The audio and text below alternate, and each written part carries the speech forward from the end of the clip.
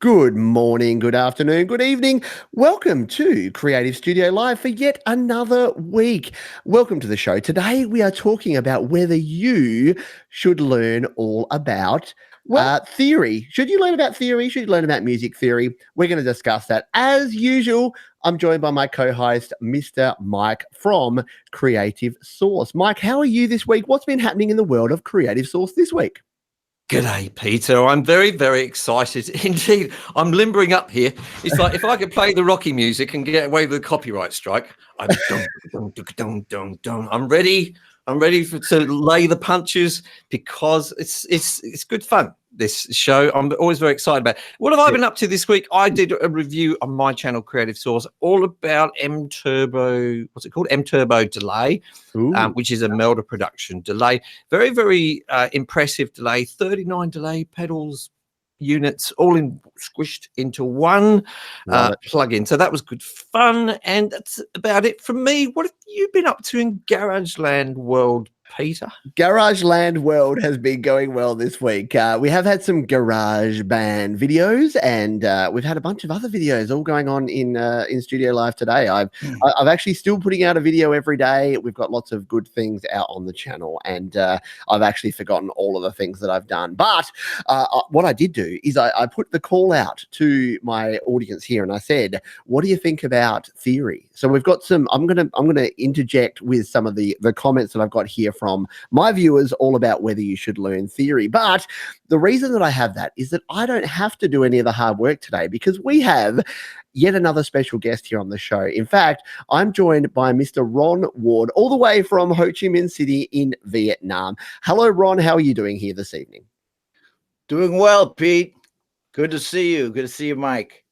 Excellent. So as Mike did last week, this week I will be the moderator. So the way we do this, if you haven't watched the show before, our format here is that we like to do a little bit of a debate, and we do force the sides on our hosts here. So this may not necessarily be their views, but it's nothing more fun than having two people on two sides of an argument. So we have Mike, we have Ron. We're going to talk about whether you need to learn theory to be able to create music. So, Ron, you are our special guest tonight. And before we start here and before you choose a side, why don't you just give us a little bit of an introduction? Who are you, and how do you know me, and what's going on in your musical world?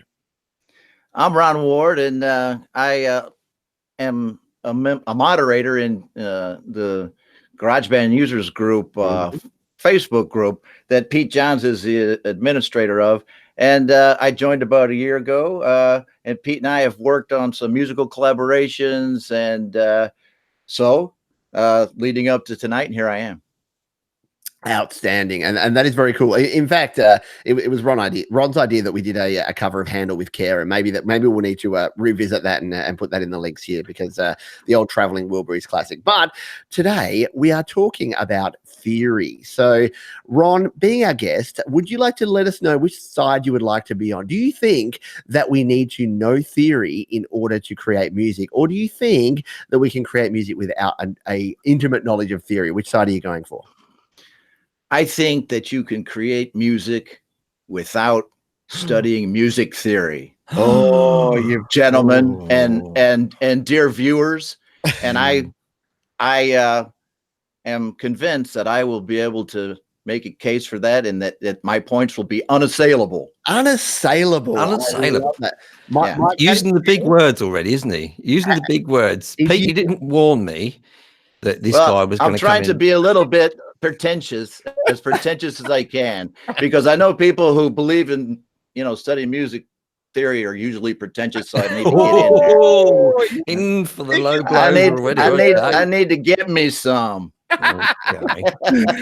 I love it. Well, Mike, you should feel very intimidated right now because Ron is about to bring it. Now, the way we do this, we normally have 5 points each side. I will be the scorer, or maybe someone here in the live chat. I'm going to choose someone at random that can be our scorer. But let's get started because we have 45 minutes in. So, Ron, would you like to let us know your first point about why you do not need to know about theory to create good music?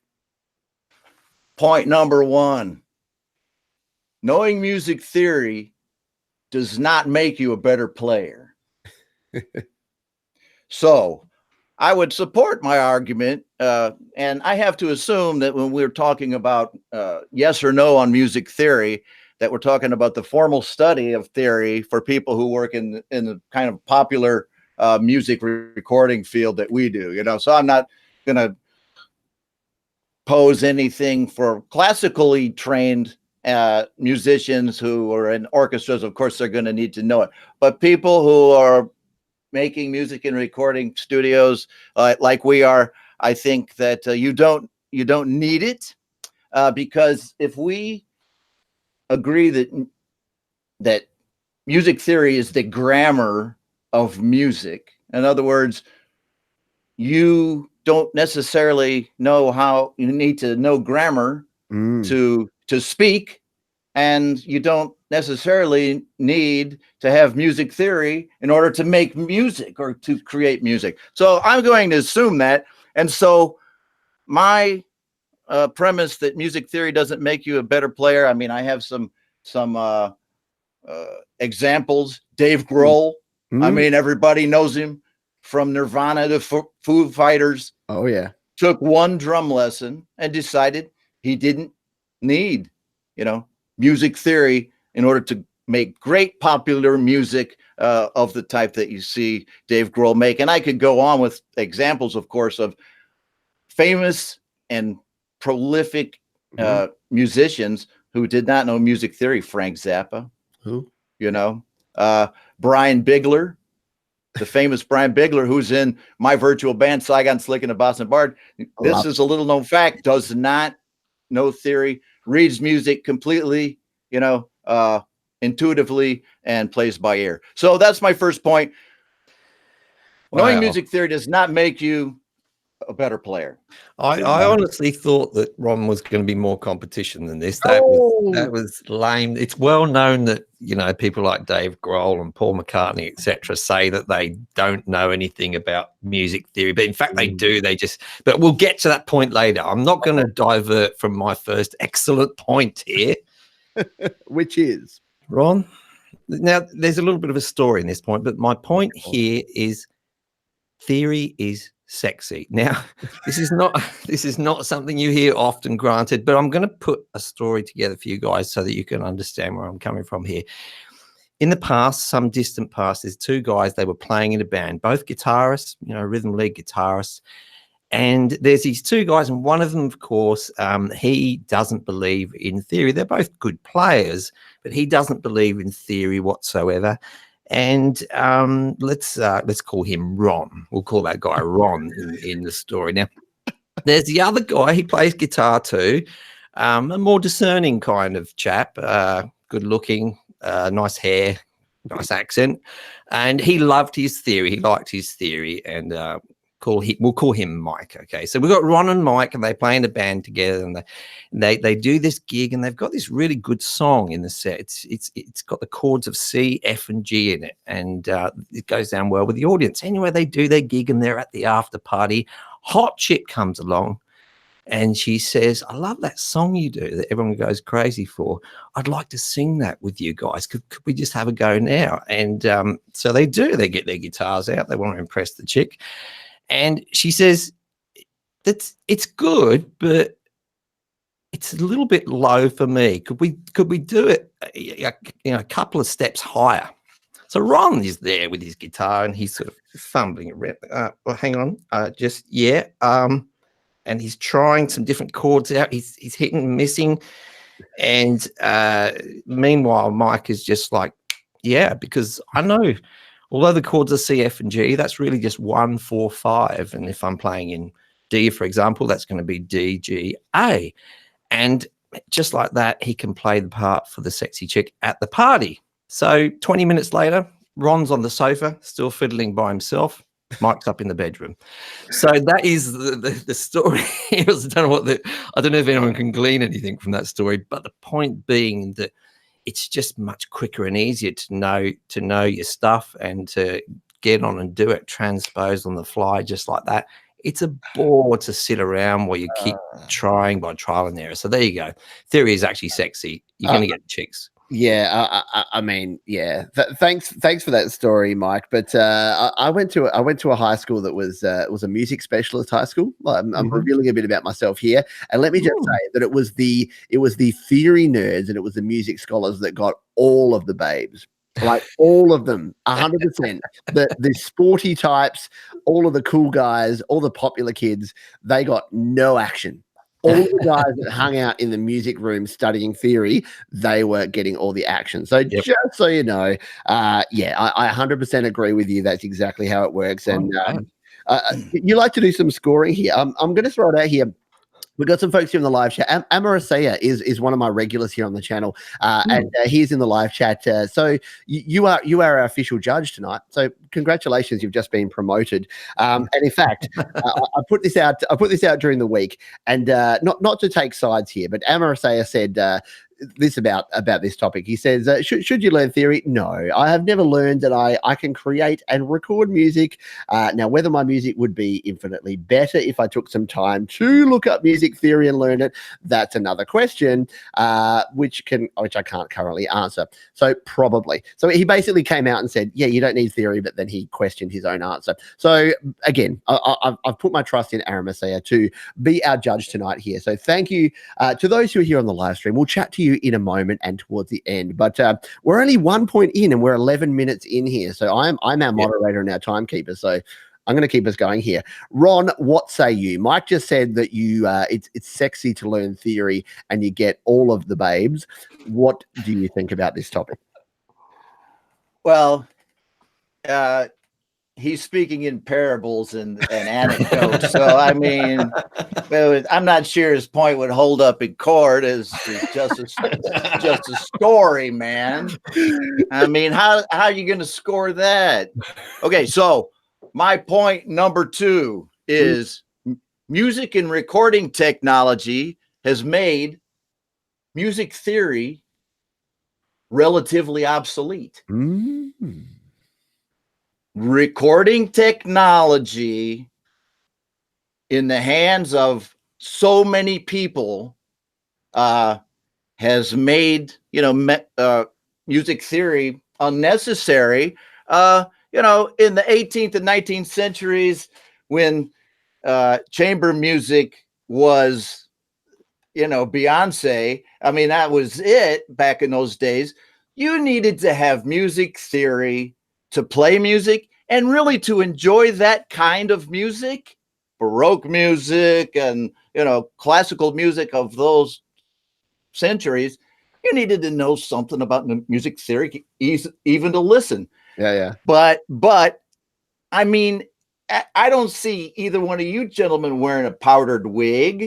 This is not the 18th century, man. It's 2019. And those here, I have a quote from Ethan Hine, who's a doctoral fellow in music at New York University. He says, the strict rules of 18th century European art are distinctly removed from the knowledge a person needs to do anything in the present day music world. And so, I mean, I have a PhD saying, this. So anyway, but anyhow, even better than that, Ron is saying that the technology that you have, for instance, and somebody who has an iPhone and is in any number of countries around the world, you name it, has GarageBand, a DAW on their phone, and Apple phones are everywhere, and these people who before didn't know what the key of G is, but they can look on there and that virtual piano tells them you're in the key of G and here are the chords in the key of G. And then the guy just starts playing. So, I mean, the 60s and the 70s, when you had all the hippies with the guitars, and I know, Pete, you've heard this rant before, that was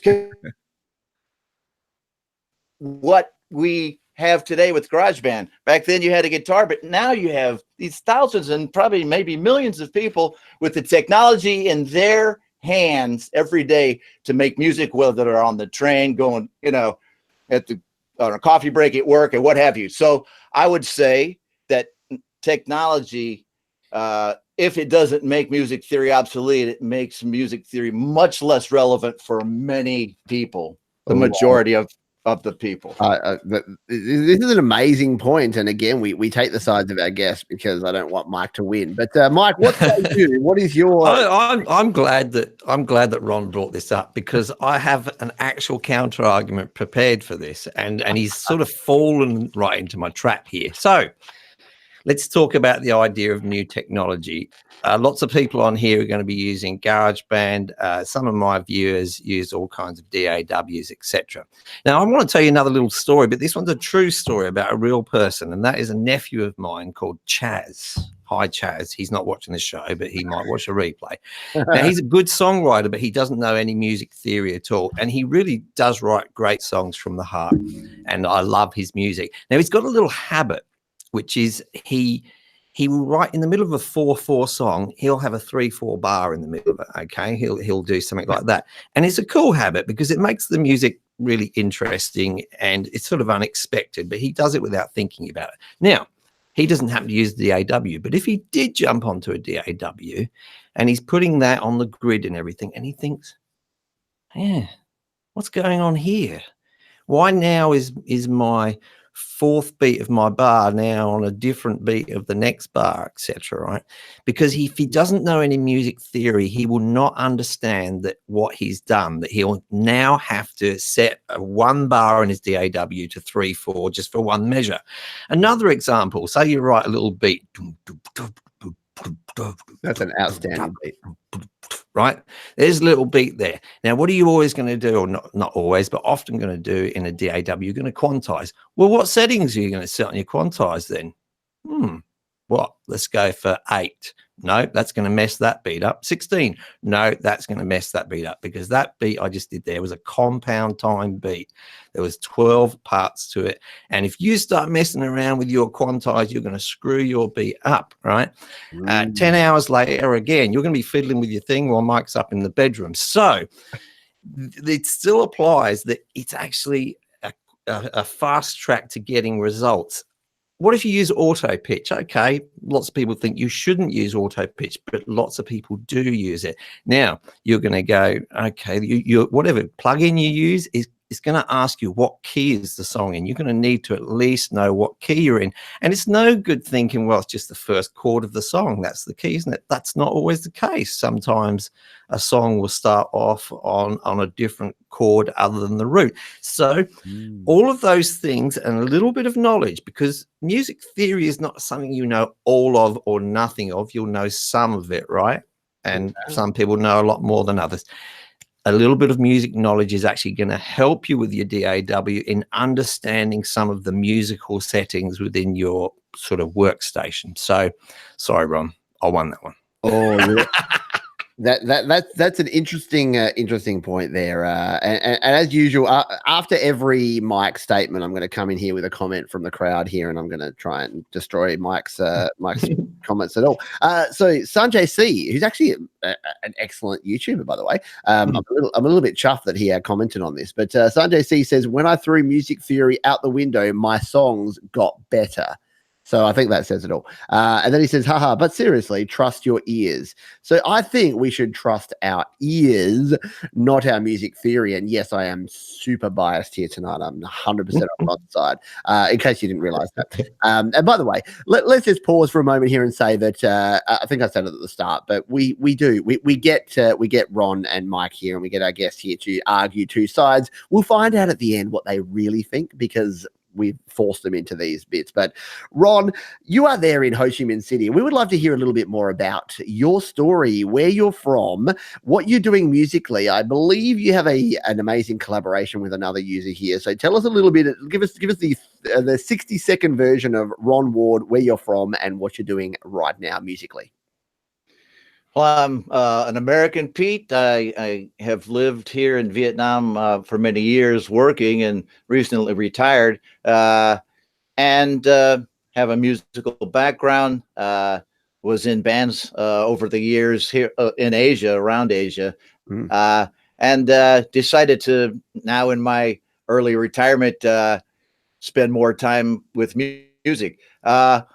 I became active in the GarageBand users Facebook group, which Pete's a moderator of. And I met another gentleman from Boston in the USA named Brian Bigler, and we started to collaborate. The very first song we collaborated on was a Comfortably Numb cover that I know Pete will remember. But in short, Brian and I now have a virtual band called Saigon Slick and the Boston Bard, and we make songs in GarageBand with GarageBand, and we produce music videos as well and post them in that group. And we have a Facebook group and a YouTube channel as well. So if you get a chance to check out Saigon Slick and the Boston Bard, I'd encourage you to do so. I was watching one of your videos today, and it's something I've often thought, that in pop music or sort of contemporary music, there's not enough experimentation with eyebrows going on. And one of your videos had some very, very cool eyebrow experimentation going on. I think it was a ZZ Top cover. What was which cover was that you did, Ron? The ZZ Top? Yeah, we did "Give Me All Your Lovin'." Oh yeah, off I forget which album it was off. Yeah, it's a good song. But you know, I decided to give a little bit of red dye action on my already seriously active eyebrows, and I think it came up with a pretty good effect. As I say, it's something seriously missing from contemporary music for the last 40 or 50 years, and I'm glad that you've pioneered it.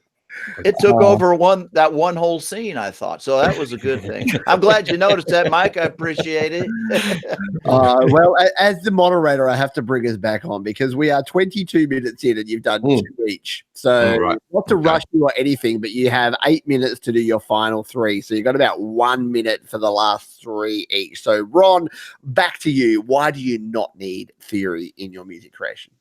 Point number 3. Music theory kills creativity, just like Pete's friend said, or the listener there, and rather related to Mike's last point, when the nephew who went in and decided and figured out that he needed to know music theory about the signature change, time signature change in the song, it killed his buzz on that song. So, I mean, I think you just defeated yourself on that point. When you start to throw music theory in there, it kills creativity. So that's my point 3, Pete. Nice. I like it. And I like that I threatened and said, hey, we need to be quick. And then you were super quick. So it was super quick. That was amazing. Mike, can you be that quick? I don't think so. I'm almost surprised that he was that quick, and I'm ready. I'm ready because this was the next point. It's been brought up in the comments by, who was the guy who brought it up? Sanjay C. Don't know Sanjay C. And I'm going to check out your YouTube channel, and I'm sure you're a great guy, but I have to start off our relationship by disagreeing with you here. It's an often brought up myth that that theory kills creativity by people who don't understand what theory is.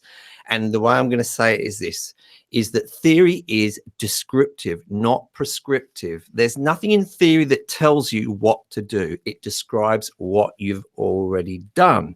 In the case of my nephew, it would describe that he had a time signature change in the middle and then resume back to the normal time signature.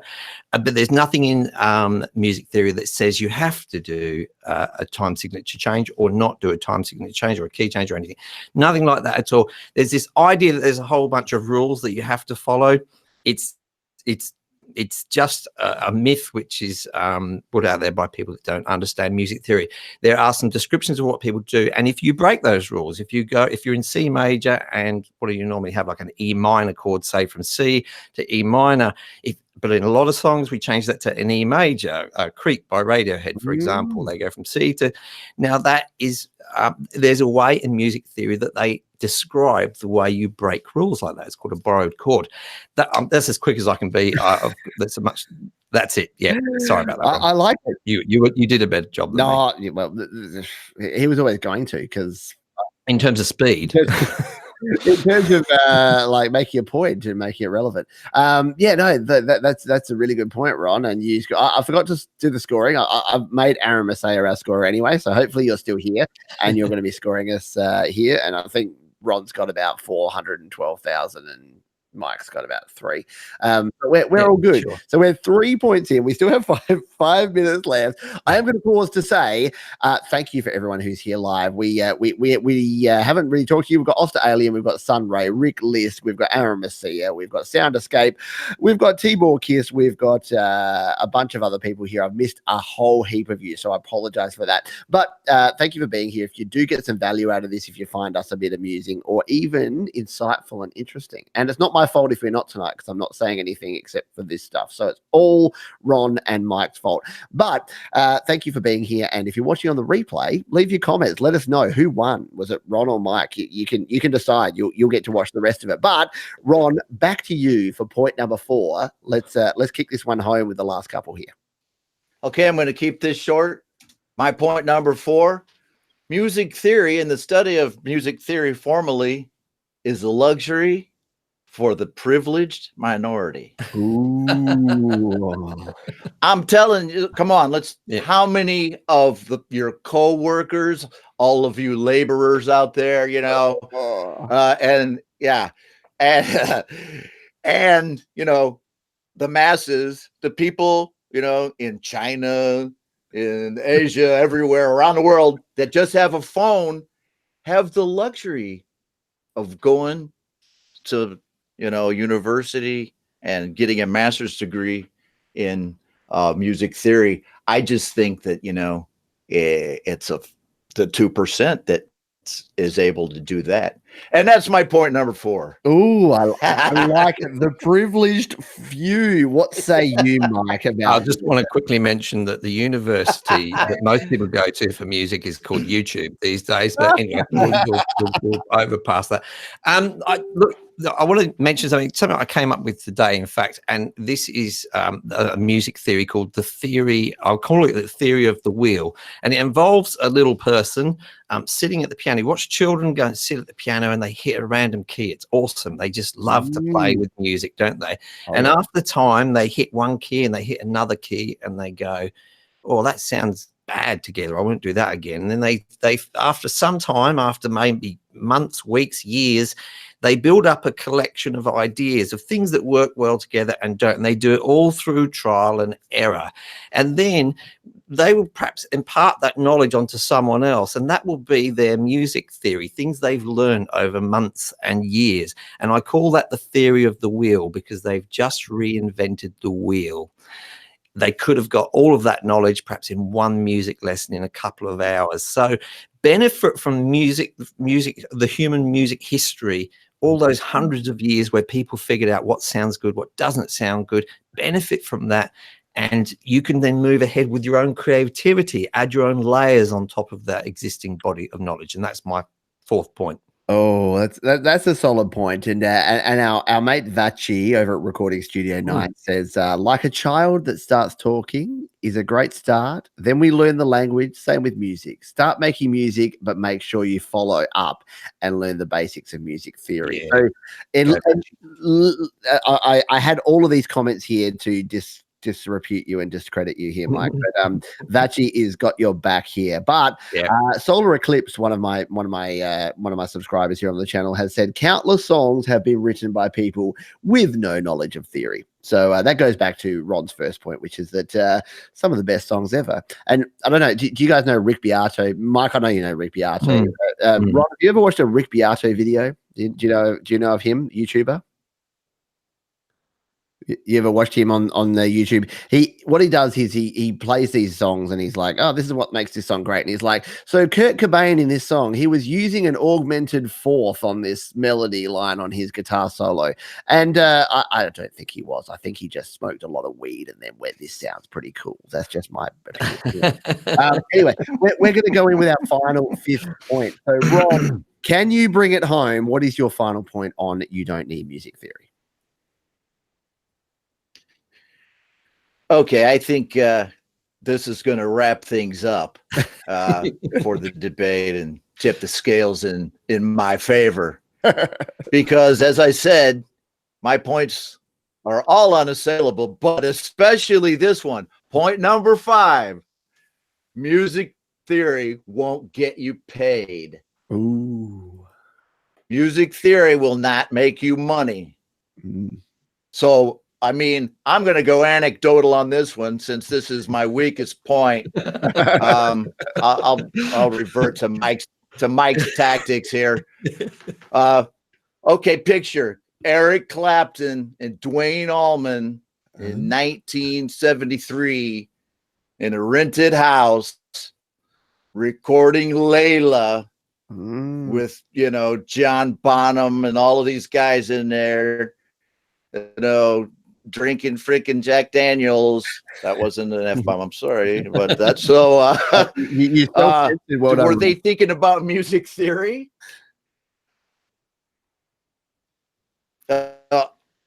You're breaking up there for a minute, Pete, but I would contend that Eric and Dwayne weren't thinking about music theory in the slightest.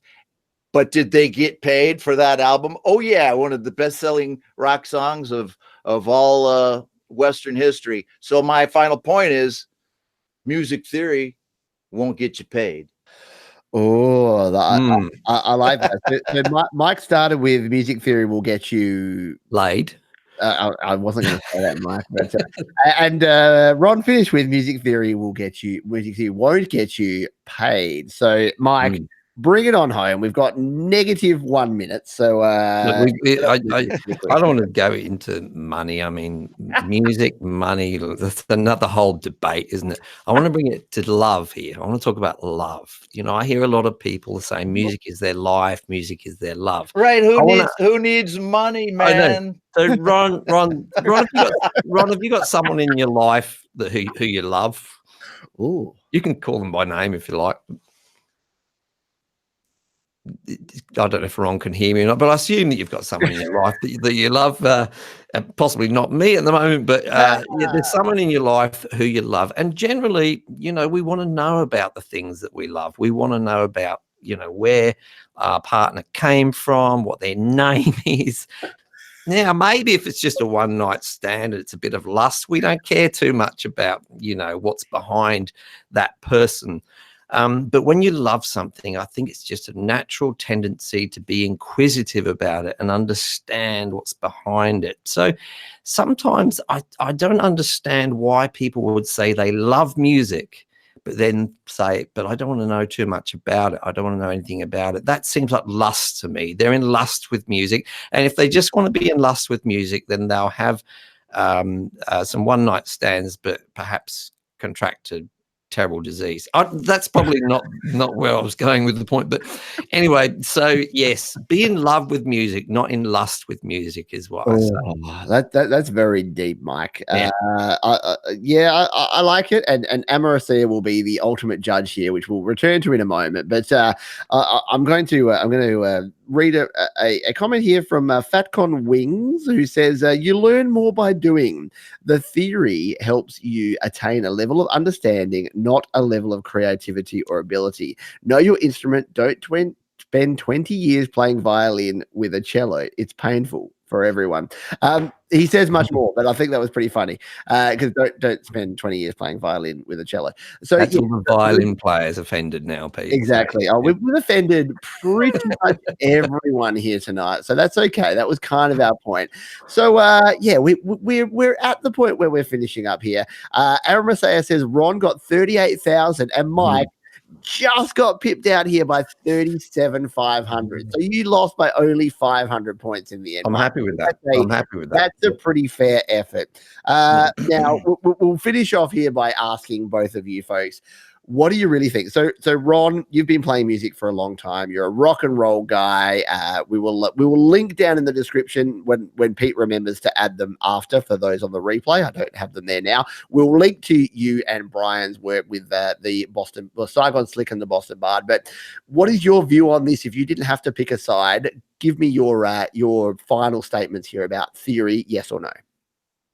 I think the more music theory that you can learn, the better it is.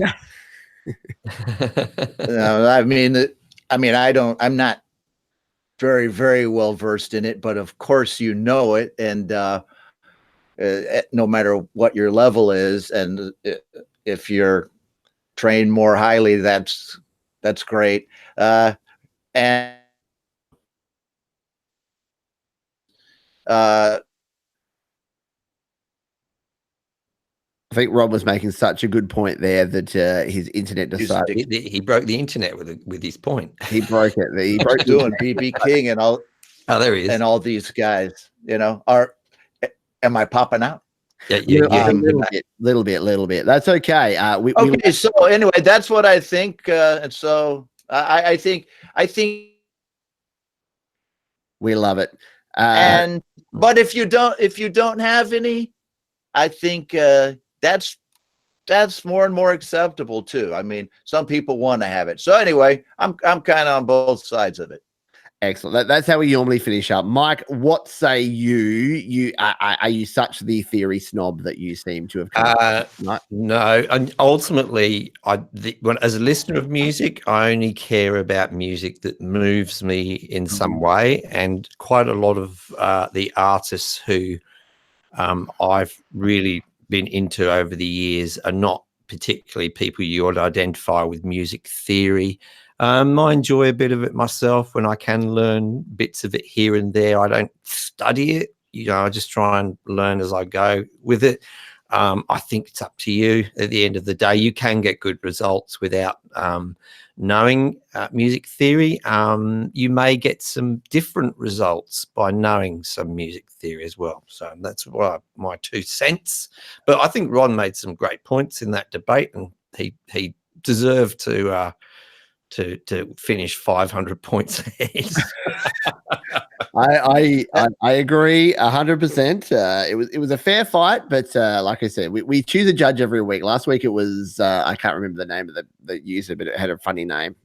Yes, and this week it's Aaron Messiah. So yes, we choose a viewer. So if you're watching on the replay, come and watch us live, because you never know, you might actually be who gets to decide who wins our crazy debates here. Thank you. I want to thank big time my co-host Mike here from Creative Source, but also Ron Ward from Ho Chi Minh City, live from Vietnam. Thank you so much for being on the show here. Anything you would like to plug or send people towards before we finish up here, Ron? No, I think plugged enough. I want to thank you both for asking me to be on the show. It's been great fun, and I'm just forever after going to have to call Mike the master of analogy, because he has some great analogies and stories, and it was all great fun. And thanks for moderating, Pete. And I'll see you guys around the group, and see you on YouTube. Excellent. Well, thank you so much. Now, next week we will be back, but we'll be over on Creative Source. So we say this every week, but it's pretty important. If you check the description down below right now, you've got Studio Live today, which is where you are right now. You've got Creative Source as well. So it's important that you click that link. You subscribe to Mike's channel over at Creative Source. And Mike, I'm putting you on the spot here. Have we even decided on a topic for next week? I know we've been discussing it. Are we near it, or are we still up in the air? I can't even remember. Yes, I've decided. As this is not a democracy, obviously, it's on my channel next week, and I think this is a really interesting topic. I haven't thought it through, but it's the idea of artificial intelligence in music. So, if a piece of music is completely created by an artificial intelligence, I'm not sure if that's possible yet. I think I was watching something today which suggested it might be, and if it is it really music? Is it valid music? That's going to be the general sort of topic. So I think that's a fascinating one. It's a bit like if I have a relationship with an artificial intelligence woman, am I having an affair? I don't know.